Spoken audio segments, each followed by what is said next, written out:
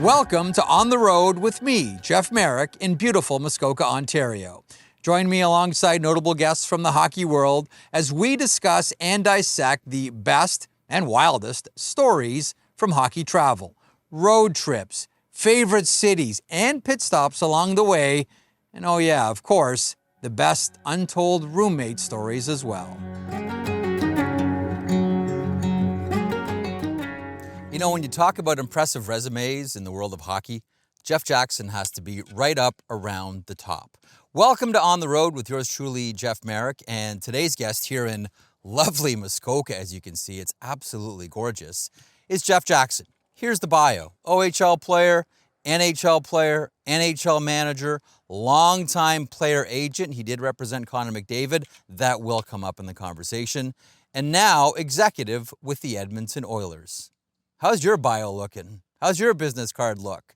Jeff Jackson's is elite. Let's meet the man they call Jax.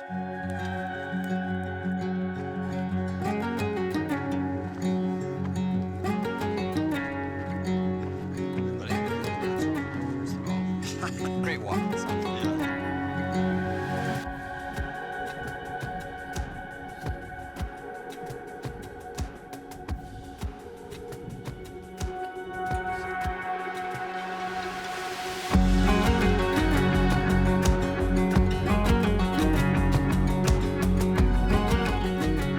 There's a lot to get to with you. I want to do the bio and some touch points along the way. But first, how's your summer been? And how is this summer different from last summer? It's been good. I mean, it's people think you have the whole summer off, but that's not really the way it is when you're in hockey management. And this year, obviously, we played to the end of June again, and so the summer is short, and that's a good thing. But you then sort of like go right into the draft and into free agency. We had to hire a couple more coaches this year, so that took up a little bit of time. Mm-hmm. And there's always things to take care of. But it's been a good summer. Lots of communication with Stan. Last year, Stan Bowman, who's our GM, came in at the end of July. So this year, we've talked a lot all summer, and it's been good. It's been a very good process for us. Listen, it's been an impressive run with this edition of the Oilers, and I want to get to a lot of things, and I do want to talk about Connor.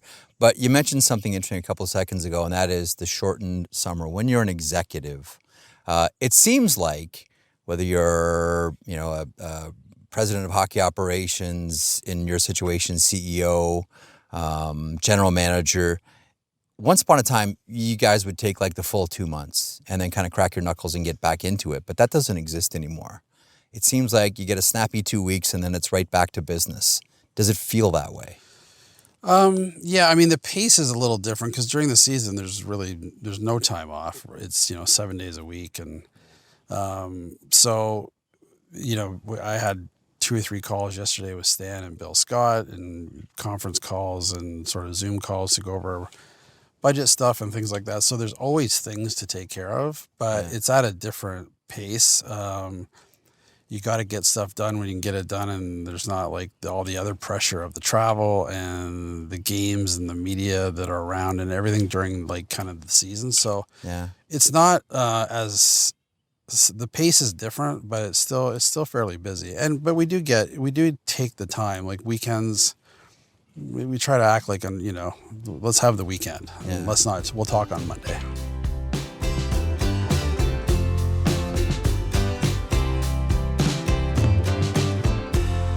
Your career's been fascinating. First of all, memories of playing in the OHL at a very unique time with the Alexanders, which was a legendary team in the old OHL. At what point did you realize that for you this was going to be more than just a hobby, playing hockey with your buddies?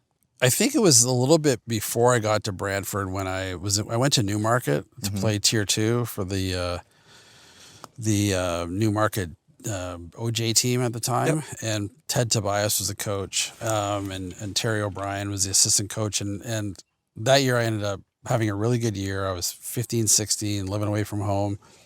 And, then I went 5th overall to the OHL in the OHL draft to Brantford. And at that point I was like, oh, okay, well, maybe I got a long way to go, but maybe I've got an opportunity. I'm sort of in that group of players who might have an opportunity. And I had the good fortune to get drafted by Brantford, and the team was, run by Dave Draper, who was, a legendary Yep.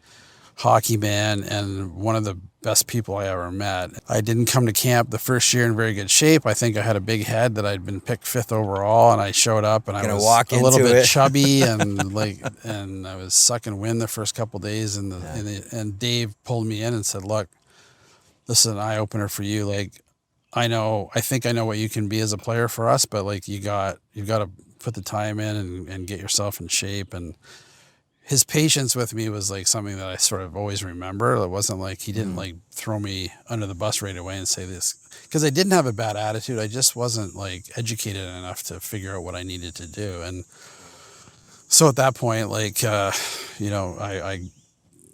really thankful for Dave. I want to ask you about one coach specifically. Everybody's got a million stories about this guy. When I say John Brophy, what does Jeff Jackson think? I love John Brophy, and he was I always say this, you need to make the NHL, you need someone in your corner, right? Whether it's the guy that drafted you, put his reputation on the line, or a coach who really liked the way you played. And that was Bro for me. Like, he gave me my opportunity to play in the NHL, and it was sort of very fortuitous because Dan Maloney was the Leaf coach, Harold Ballard was the owner.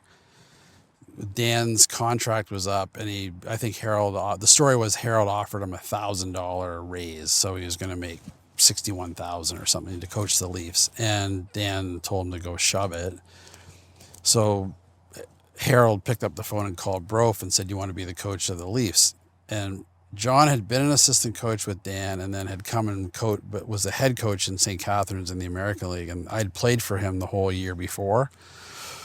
Whole bunch of us young guys with the Leaf organization, and we went deep in the playoffs, and we played hard, and we fought, and like we did all the stuff that John Brophy liked, and didn't back down from anybody, bench clearing brawls and Hershey and things like that, which that's the way it was back then. But the bottom line was that like I earned his trust as a player, as a 21-year-old or 20-year-old. So when he accepted the job as the head coach, that day he called me at my house, and I was renting a house in Etobicoke, and he says, "Okay, I'm the coach of the Leafs. You're on the team. Just come in really good shape. Like, don't show up and disappoint me. Just be in top shape, and you're going to have an opportunity to make the team." So for like a young NHL aspiring player, for the head coach to sort of take the pressure off in July. Yeah. I had a great summer, like mentally, physically. I worked even harder probably, and that was my sort of entrance into the NHL. Like, so he was crazy to play for. He went to bat for you, and he was hard on you, and he was hard on all the guys that he really liked. Like, you were called out in front of the team, but you sort of knew it was because he liked you and trusted you. So it didn't fuss you too much. Speaking of the Maple Leafs, working there as an assistant general manager, and I want to ask about John Ferguson specifically. I really, and still do, like John Ferguson and have a lot of respect for him.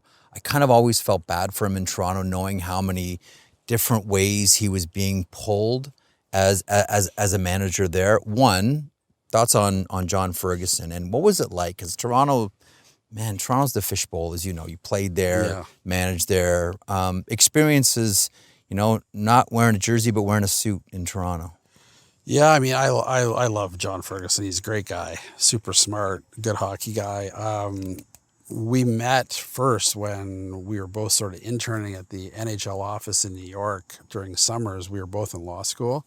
Right. And Brian Burke had this sort of program that he was just starting. I think I was one of the first guys to do it, and I'd spent a summer in New York, and then Fergie came the next summer, and we hung out a lot. So we had this sort of friendship that we formed doing that. And then when he got the job in Toronto after being an assistant general manager in St. Louis. I remember saying to him, like, this is gonna be a whole new kettle of fish with the media coverage in Toronto and the pressure. No quiet moves. Fans Toronto. are passionate, but they're also, they hold you to account. And he was like, yeah, no problem. So then he hired me to come and work with him. A couple years later, left my law firm and went and worked with Fergie. And it was very difficult because there was a push and pull always to like get in the playoffs, because if you got in the playoffs and got even 2 games or 3 games, it was like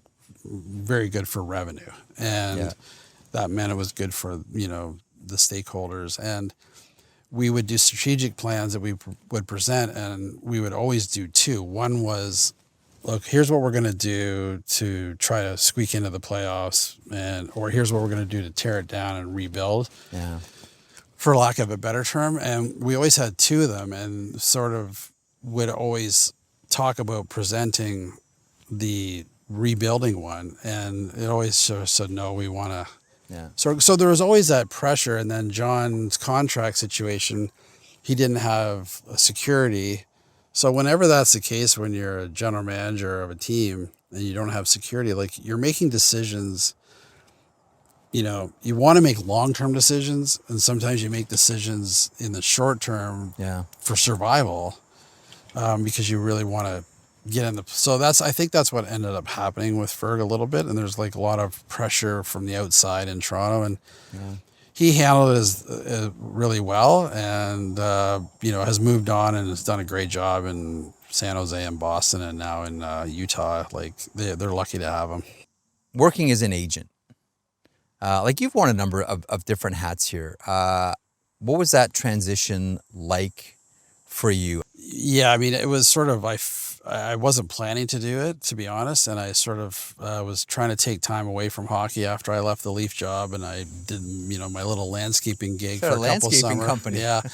Which I love, like, design and all that sort of stuff. So that was like something that made me take a step back from hockey and sort of reassess things. But the agent thing kind of came down the pipe, mainly because Dave asked me if I would be interested or willing to work with Sam. Mm-hmm. Sam was in a transition with his agent, and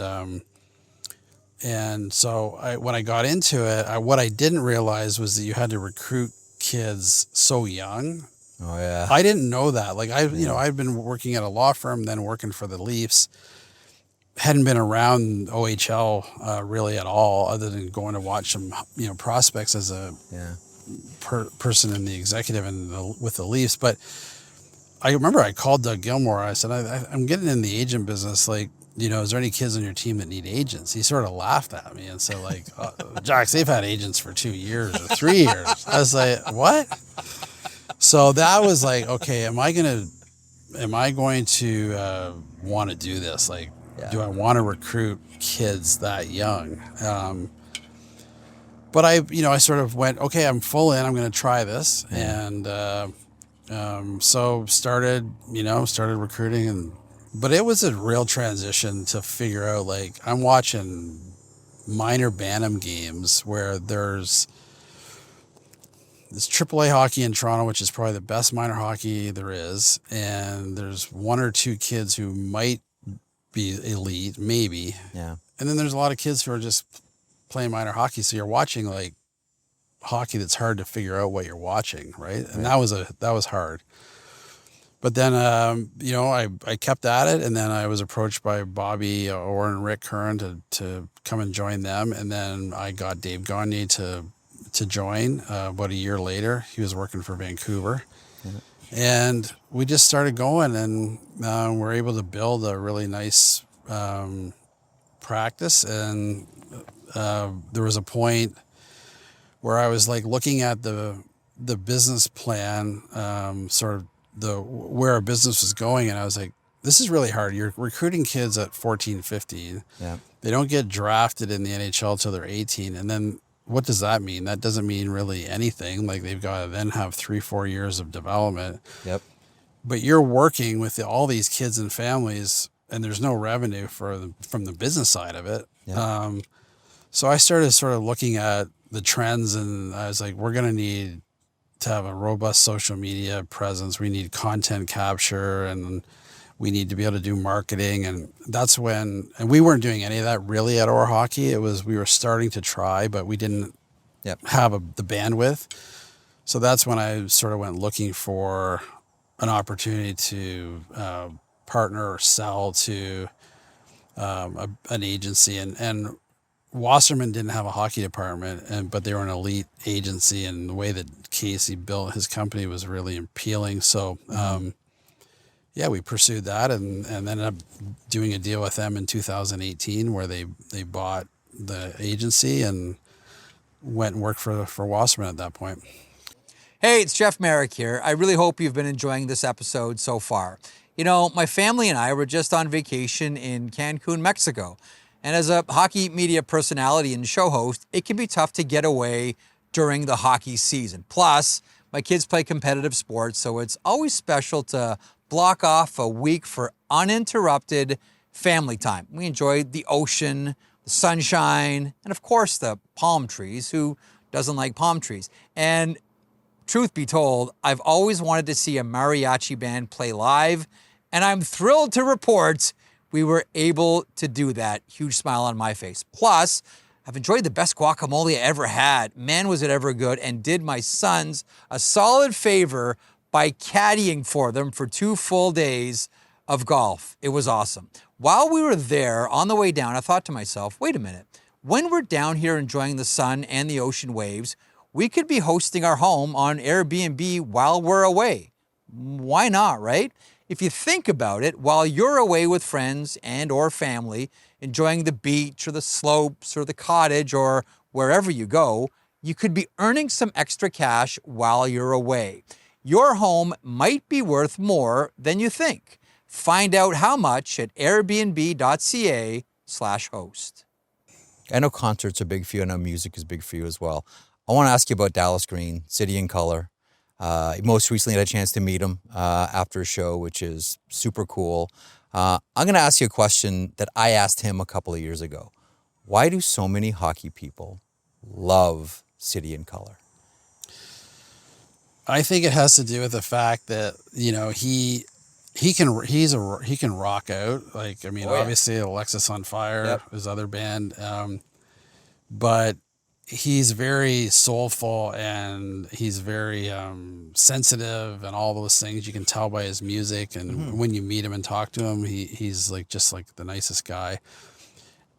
And I think hockey players are like that. Like, there's a tough veneer, like the rock side of it, and then there's like the introspective, the underside, introspective, sensitive side. And most hockey players that I know, like, you don't see that side of it, but like, that's the difference in hockey players, in my opinion, from other sports, is like, they're really nice guys, and under the shell, like, they're a little softer than you would think. And I think that has something to do with his music, because when you listen to it, it's very haunting and soulful and inspires emotion and stuff like that. And I think that it resonates with hockey players.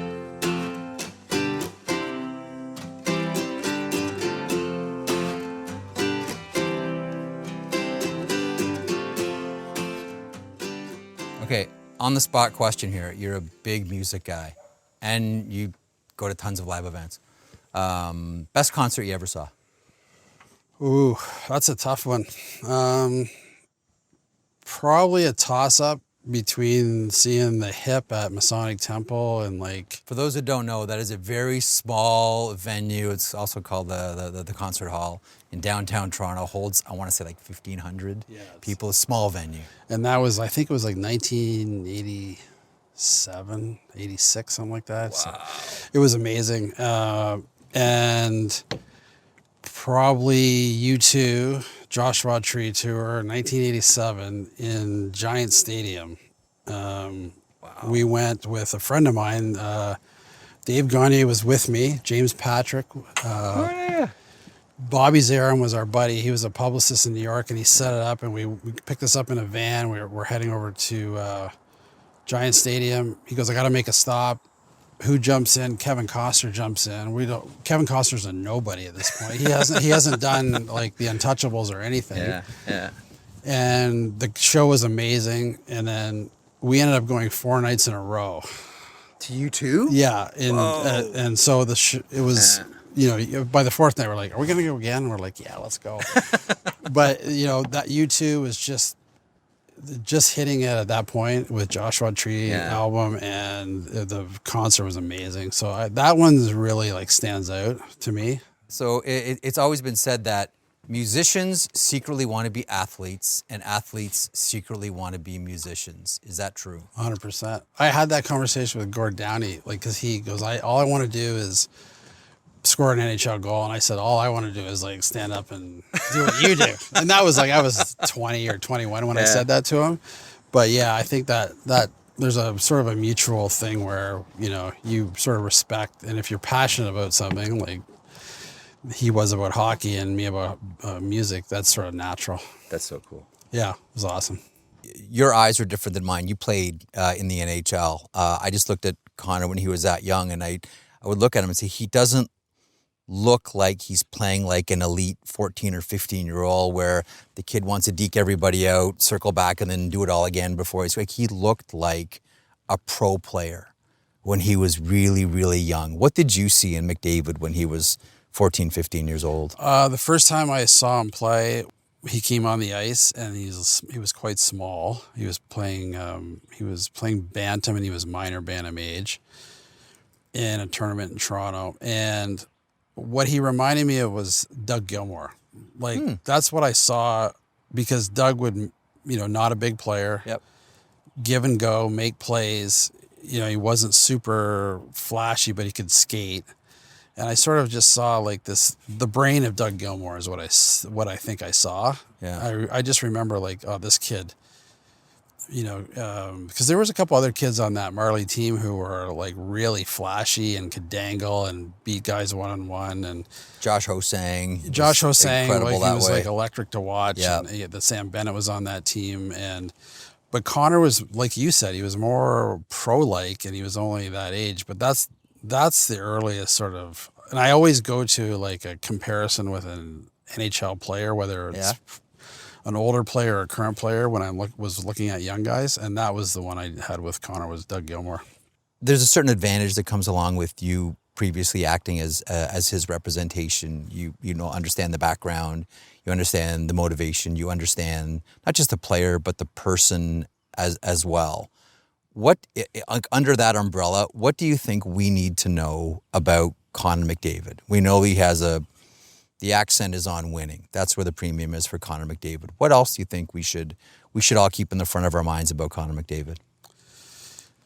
Well, I think people already know this, but as big a star as he is, he's as humble, which is really hard to manage, and he really cares about his teammates and he cares about our staff. If you see him on a day-to-day basis with the training staff, with the medical staff,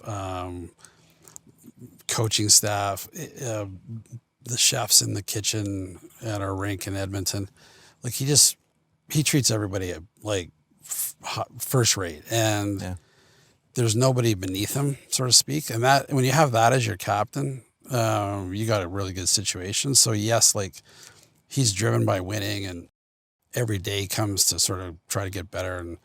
But he pulls everybody along, and that's not just his teammates. Like, it's everybody. It's coaches have pressure to be better. Staff have pressure to be better. We all have pressure to try to figure out what are we going to add to our team at some point during the season, whether it's, in January or the deadline, to give us the best chance to win. And to be honest, like, I think he drives all that. Let me ask you about Sam as well. So we talk about transitions from one career to another.